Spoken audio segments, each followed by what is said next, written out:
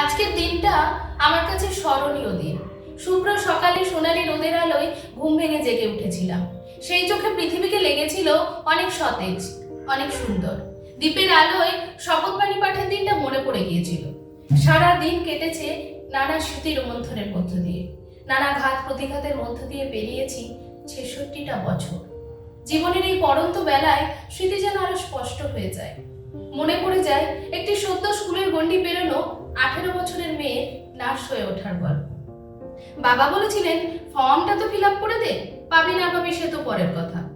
সেবার মন্ত্রকে সাথী করে নিজেকে স্বাবলম্বী করে তুলব, এই আশায় নতুন করে জীবন শুরু করলাম। আজও মনে পড়ে নার্সিং হোস্টেলের প্রথম দিন, জীবনে প্রথম বাড়ির বাইরে। অনেক মানুষের ভিড়েও ভীষণ একা, নিঃসঙ্গ আমি। চিৎকার করে বলতে ইচ্ছে করতো, মাগো আমি চাকরি চাই না, স্বাধীনতা চাই না, শুধু তোমার কোলে একটু মাথা রাখতে চাই মা। শুরু হলো সেবার মন্ত্রে দীক্ষা নিয়ে অজানার পথে যাত্রা। এক সন্ধে হোস্টেলে বারান্দায় বসে আছি। সুকন্যা এসে জিজ্ঞেস করলো, কিরে এখানে একা একা বসে আছিস কেন?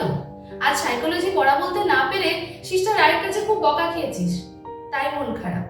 বললাম, হ্যাঁ রে, আসলে সাবজেক্টগুলো তো ভীষণ অচেনা, তাই খুব সমস্যা হচ্ছে। ও বলল, চিন্তা করিস না, কাল থেকে আমরা একসাথে পড়াশোনা করবো। যেটা তুই বুঝতে পারবি আমাকে বোঝাবি, আর যেটা আমি বুঝতে পারবো তোকে বোঝাবো। এমনি করে কেটে যায় ৩-৩টে বছর। রাত্রে ঘুমাতে যাওয়ার আগে মাথার উপর দেওয়ালে টাঙানো ক্যালেন্ডারের ডেটে ক্রস দেওয়ার কাজটা অনিয়মিত হয়ে যায়। চেনা জানা স্কুল কলেজের গণ্ডি থেকে একটু একটু করে সরে যেতে থাকি anatomy, physiology, medical, surgical, pediatric nursing আর সাইকোলজির ভিড়ে। চেনা অজানা সহপাঠী, কখনো বন্ধু, কখনো মা বাবার ভূমিকায় অবস্থান করে। অবশেষে আসে বিদায় বেলা। চোখের জলে বিদায় দিতে হয় এতদিনের সুখ দুঃখের সাথীকে। শুরু হলো একা একা পথ চলা। আমার বয়স তখন সবে ২২। প্রথম পোস্টিং একটি ব্লক প্রাথমিক স্বাস্থ্য কেন্দ্রে। একদিন এক রোগীর আত্মীয় এসে বললেন, দিদিমণি, আমার মেয়ের প্রসব বেদনা শুরু হয়েছে, সেই বয়স্ক দিদিমণি কই বলো তো দেখি।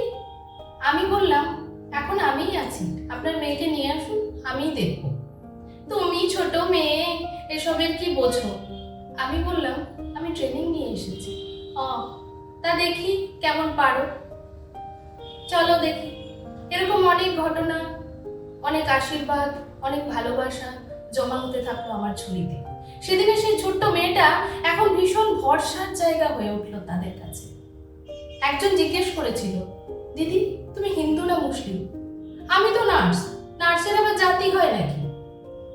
অনেকদিন পর হঠাৎ সুকন্যার সাথে দেখা। কুশল বিনিময়ের পর বলল, তোর বিয়ের কার্ড পেয়েছিলাম, কিন্তু নাইট ডিউটি ছিল, তাই যাওয়ার সময় হয়নি। তার উপরে বাচ্চা, সংসার, শাশুড়ি মা অসুস্থ, এসব নিয়ে আর যেতে পারিনি রে। বাচ্চাদের কথা জিজ্ঞেস করতে বলল, বড়টার বয়স ৫ বছর আর ছোটটা ১.৫ বছর। আমি ডিউটি থেকে ফিরলে সে তো কোল থেকে নামতেই চায় না। শাশুড়ি মারও বয়স হয়েছে, দুটো বাচ্চা সামলানো ওনার পক্ষেও খুব কষ্টকর হয়ে যায়।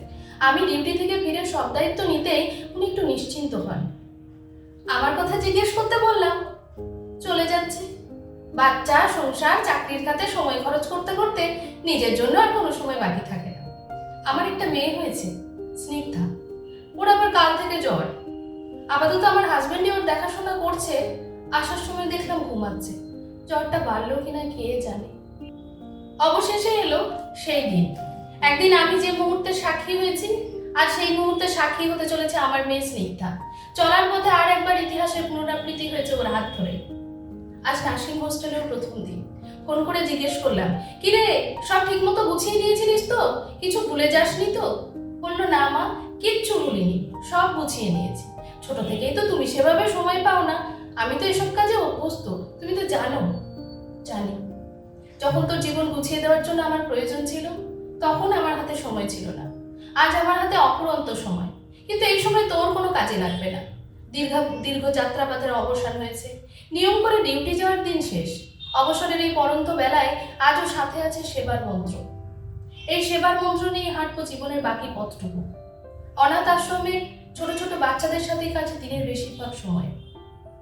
এমনি করেই হাঁটবো বাকি জীবনটা, আর স্মৃতি হয়ে থাকবে হাসপাতাল, রোগী, মানুষের ভালোবাসা, তাদের বিশ্বাস, ভরসার গল্প।